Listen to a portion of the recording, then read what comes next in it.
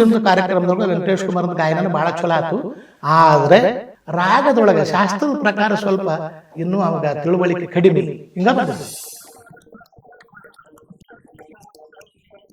ನಮ್ಮ ಕಡೆ ಪಾಠ ಹೇಳಿಸ್ಕೊಳ್ಳೋದಿಲ್ಲ, ಯಾವ ರಾಗ ಆದ್ಮೇಲೆ ಯಾವ ರಾಗ ಹಾಡ್ಬೇಕಂತ ಕೇಳೋದಿಲ್ಲ. ನೀವು ದೊಡ್ಡ ಗವಾಯಿಗಳಾಗಿ ಬಿಟ್ಟಿರಪ್ಪ ಅಂದ್ರೆ ನೀವು ಬರೇ ಶಾಸ್ತ್ರಕ್ಕೆ ಒತ್ತು ಕೊಟ್ಟಿರಂದ್ರೆ ಇಲ್ಲಿ ಭಾವ ಎಲ್ಲೈತಿ?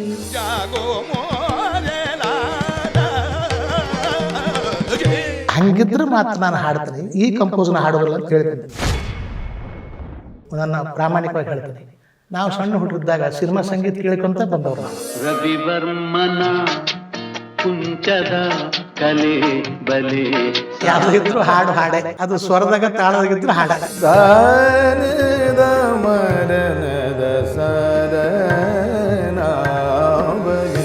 ಈ ಸಮಾನ ಪ್ರಕೃತಿಯ ರಾಗಗಳು ಸರ್, ಈಗ ಪೂರ್ಯ, ಮಾರ್ವ, ಭೂಪ್, ಶುದ್ಧ ಕಲ್ಯಾಣ್, ಮೇಘ, ಮನ್ಮೋಹನ್ ಸಾರಂಗ್, ಇದನ್ನು ಹಾಡಬೇಕಾದ್ರೆ ಈಗಿನ ವಿದ್ಯಾರ್ಥಿಗಳಿಗೆ ಏನು ಒಂದು ಸಲಹೆ ಕೊಡ್ತೀನಿ ಅಂದರೆ, ಸ್ವಲ್ಪ ಈ ಕಡೆ ಹೋದರೆ ಅದು, ಆ ಕಡೆ ಹೋದರೆ ಇದು. ಹೌದು. ಆದರೆ ಅದನ್ನು ಶುದ್ಧವಾಗಿ ಹಾಗೆ ನಿಖರವಾಗಿ ಹಾಡಬೇಕು ಅಂದರೆ. ಹೌದು.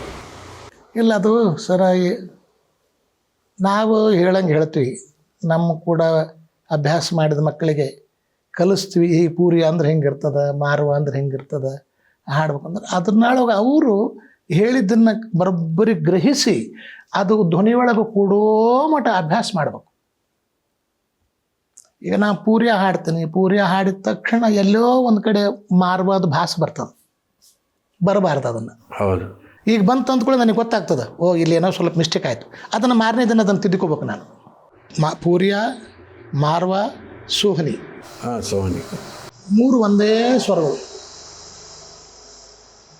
ಅದನ್ನು ಹೆಂಗೆ ಹಾಡಬೇಕು? ಒಂದೊಂದು ಸ್ವರಗೆ ಒತ್ತೊತ್ತು ಕೊಡೋದ್ರಲ್ಲಿ ಬೇರ್ಪಡಿಸ್ಬೇಕು, ಎಲ್ಲ ಬೇರ್ಪಡಿಸು. ತಾವು ಹೇಳಿದ್ರಲ್ಲ ಹಾಗೆ, ಶುದ್ಧ ಕಲ್ಯಾಣ, ಭೂಪಾಲಿ, ದೇಸ್ಕಾರ ಇವನ್ನೇ ಗುರುಗಳು ಹೇಳ್ತಿದ್ರು. ಮೇನ್ ದೇಸ್ಕಾರ ಹೆಂಗೆ ಹಾಡಬೇಕು, ಶುದ್ಧ ಒಂದು ರಾಗಕ್ಕೆ ಸಂಬಂಧ ಇರ್ತಕ್ಕಂಥಗಳನ್ನು ರಾಗಗಳನ್ನು ಹೆಂಗೆ ಬಿಡಿಸಿ ಹೇಳಬೇಕು, ಅದನ್ನು ಗುರುಗಳು ಹೇಳೋರು.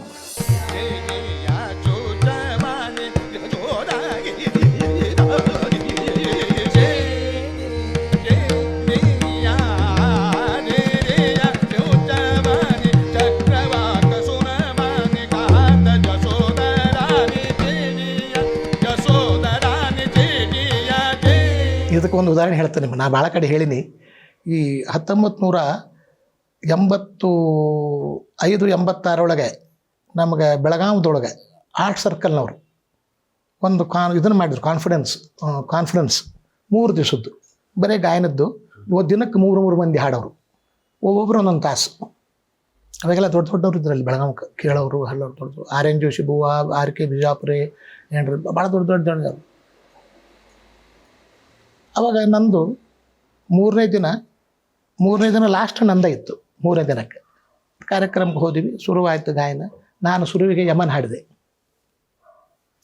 ಯಮನ್ ಹಾಡಿದ ಕೂಡಲೇ ಮಲ್ಕಂಸ್ ಹಾಡಿದೆ ಮುಗಿಸ್ಬಿಟ್ಟೆ. ಅಲ್ಲಿ 1 ತಾಸು ಆತಲ್ಲ, ಕಾರ್ಯಕ್ರಮ ಮುಗೀತು. ಆಮೇಲೆ ಅಲ್ಲಿ ಒಂದು RN ಜೋಶಿ ಬುವ್ವ ಅಂತಿದ್ರು, ಭಾಳ ಹಳಬರು ದೊಡ್ಡವರು. ವೆಂಕಟೇಶ್ ಇನ್ನೊಂದು ಸ್ವಲ್ಪ ಹಾಡು ಅಂದರು. ಮತ್ತು ಅವ್ರು ಹೇಳ್ಯಾರ ಅಂದ್ಕೊಳ್ಳಿ ಹಾಡ್ಬೇಕಲ್ಲ. ನನಗೆ ಏನು ಹಾಡಬೇಕು, ಯಾವ ರಾಗ ಹಾಡಬೇಕು ಆಯ್ತು ಅಂಥೇಳಿ ಹಾಡಿದೆ. ಕೇದಾರ ಹಾಡಿದೆ.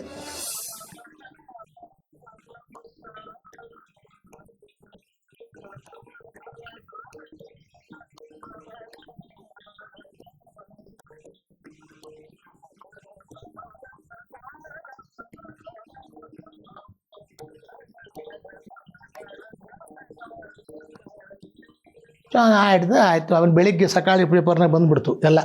3 ದಿವಸಗಳ ಕಾರ್ಯಕ್ರಮ ಎಲ್ಲ ಚಲೋ ಆದವು. ಗಾಯಕರು ಎಲ್ಲ ಈ ರಾಗ ಹಾಡಿದ್ರು, ಈ ರಾಗ ಇವ್ರು ಹಾಡಿದ್ರು, ಇದು ಹಾಡಿದ್ರು.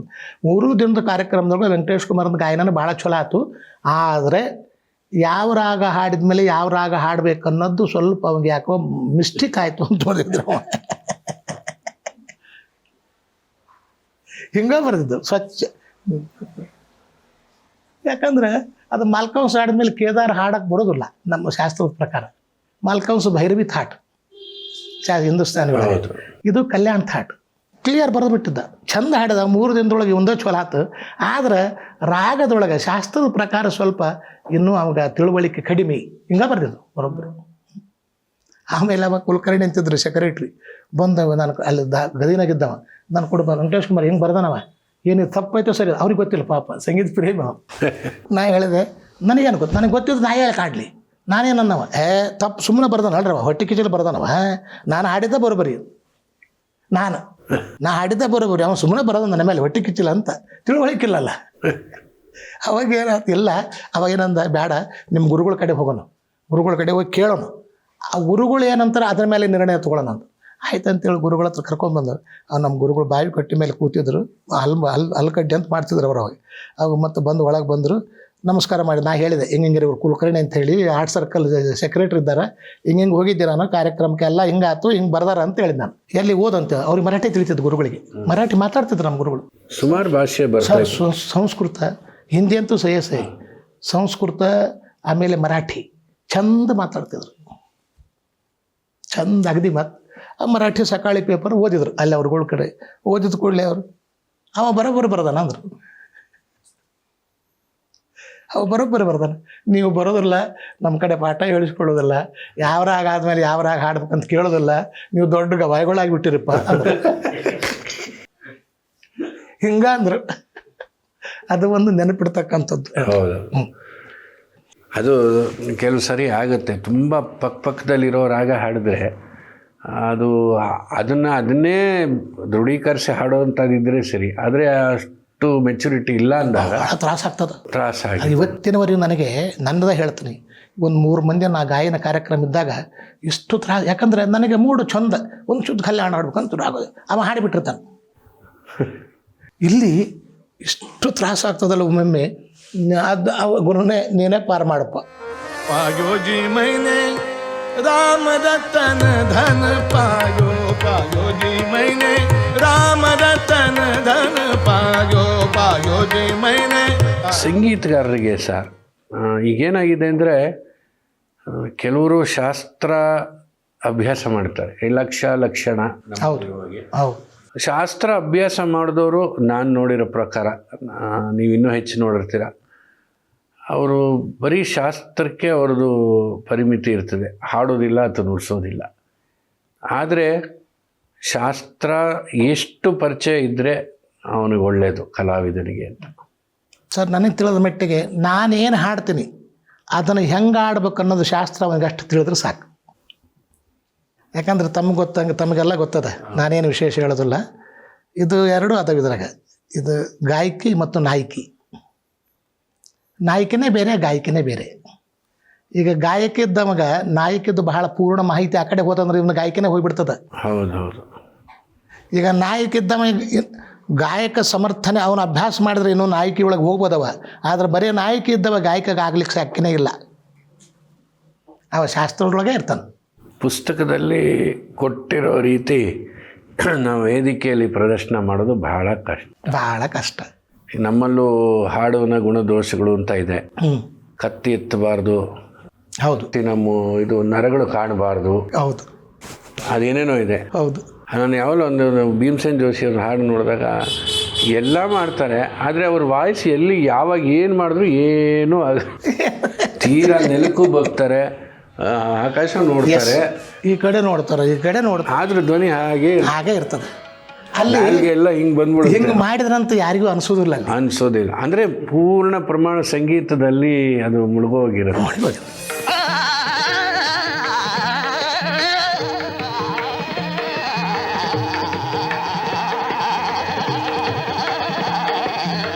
ಶಾಸ್ತ್ರ ಒಪ್ಕೊಳ್ಳೋಣ ಇಲ್ಲಂತಲ್ಲ, ಆದರೆ ನೀವು ಬರೇ ಶಾಸ್ತ್ರಕ್ಕೆ ಒತ್ತು ಕೊಟ್ರಂದ್ರೆ ಇಲ್ಲಿ ಭಾವ ಎಲ್ಲೈತಿ, ಮನೋಧರ್ಮ ಎಲ್ಲೈತಿ ಹೇಳ್ರಿ.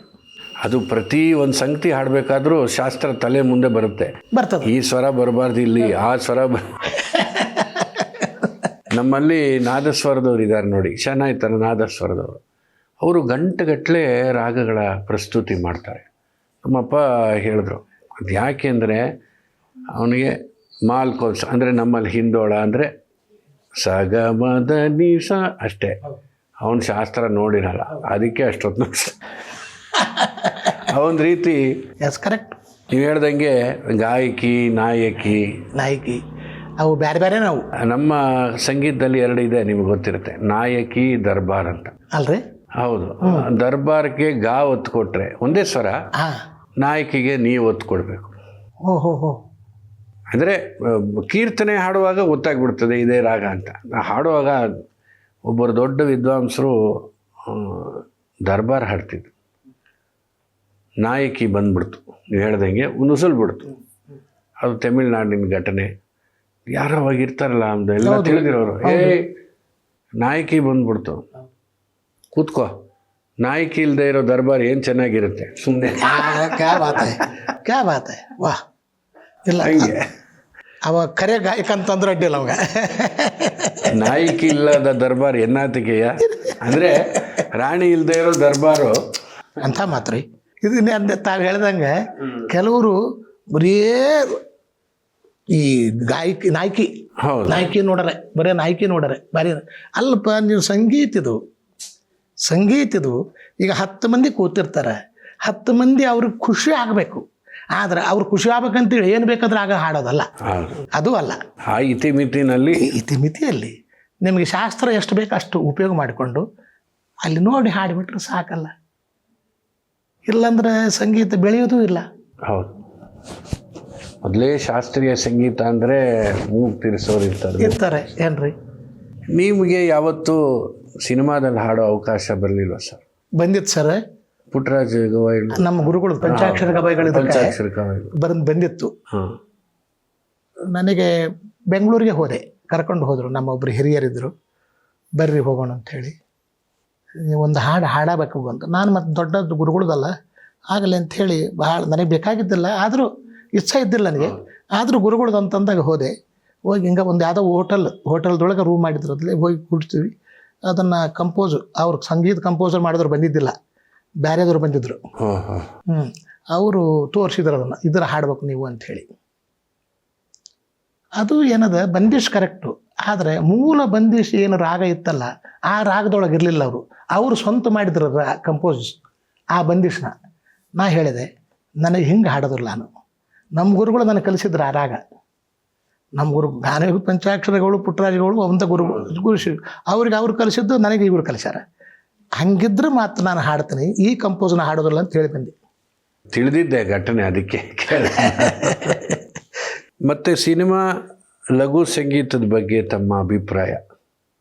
ಸಿನಿಮಾ ಸಂಗೀತ, ಲಘು ಸಂಗೀತ. ಸರ್, ಸಿನಿಮಾ ಸಂಗೀತ ಖರೆ ಹೇಳ್ಬೇಕಂದ್ರೆ ಬಹಳ ಚಲೋ ರೀ. ನನ್ನ ಪ್ರಾಮಾಣಿಕವಾಗಿ ಹೇಳ್ತೀನಿ. ನಾವು ಸಣ್ಣ ಹುಟ್ಟಿದ್ದಾಗ ಸಿನಿಮಾ ಸಂಗೀತ ಕೇಳ್ಕೊಂತ ಬಂದವ್ರು ನಾವು. ಘಂಟಸಾಲ, PB ಶ್ರೀನಿವಾಸ್ ಅವರಿಬ್ಬರು ಹಾಡಿಕೆ ಇವತ್ತಿನವರೆಗೂ ನಾನು ಭಾಳ ಪ್ರೀತಿಯಿಂದ ಕೇಳ್ತೀನಿ, ಭಾಳ ಆನಂದವಾಗಿ ಕೇಳ್ತೀನಿ. ಆಮೇಲೆ ಆ ಕಂಪೋಸರು, ಆಮೇಲೆ ಆ ಸಾಹಿತ್ಯ, ಅದಕ್ಕೆ ಅವ್ರ ಧ್ವನಿ. ರವಿವರ್ಮನ ಕುಂಚದ ಕಲೆ ಬಲೆ ಸಾಕಾರವೋ నా హృదయంలో నిదురించే చెలి కలలలోనే కవ్వించే సఖి. ಏನು ಬೇಕು ಅದಕ್ಕಿಂತ ಹೆಚ್ಚು ಅಲ್ರಿ. ಪೂರ್ಣ ಮನುಷ್ಯ ಇಡೀ ದಿನ ಅದೇ ಅವನಿಗೆ ತಲೆಗಿರ್ತದ್ರಿ. ಆ ಹಾಡುಗಳು ಕೇಳಿಬಿಟ್ರೆ ಇಡೀ ದಿನ ಹೆಚ್ಚು ಶಾಸ್ತ್ರೀಯ ಸಂಗೀತದ ನೆಲೆಗಟ್ಟಿನಲ್ಲೇ ಇರ್ತದೆ. ಹಿಂದಿ ಇರ್ಬೋದು, ತಮಿಳು, ತೆಲುಗು, ಎಲ್ಲ ನಾವೆಲ್ಲ ಸಿನಿಮಾ ಸಂಗೀತ ಕೇಳ್ಕೊಂಡ ಬಂದವರು. ಆಮೇಲೆ ಭಕ್ತಿ ಸಂಗೀತ, ಅದು ಹಾಗೆ ತಾವು ಹೇಳಿದಂಗೆ ಸುಗಮ ಸಂಗೀತ, ಭಕ್ತಿ ಸಂಗೀತ ಅದರದ್ದೇ ಆದಂಥದ್ದು. ಅದಕ್ಕೆ ಒಂದು ಇದಾದ ಶಾಸ್ತ್ರದ ಭಾವನೆ ಅದ ಏನ್ರಿ. ಅವನ್ನೆಲ್ಲ ಸಾಹಿತ್ಯ ಅರ್ಥ ಮಾಡಿಕೊಂಡು ಏನ್ರಿ ಅದನ್ನು ಅಲ್ಲ. ನಿಮಗೇನು ಹೇಳಬೇಕು, ಹಾಡೆ ಯಾವುದೇ ಇದ್ರೂ ಹಾಡೆ. ಅದು ಸ್ವರದಾಗ ತಾಳದಾಗಿದ್ರು ಹಾಡೆ.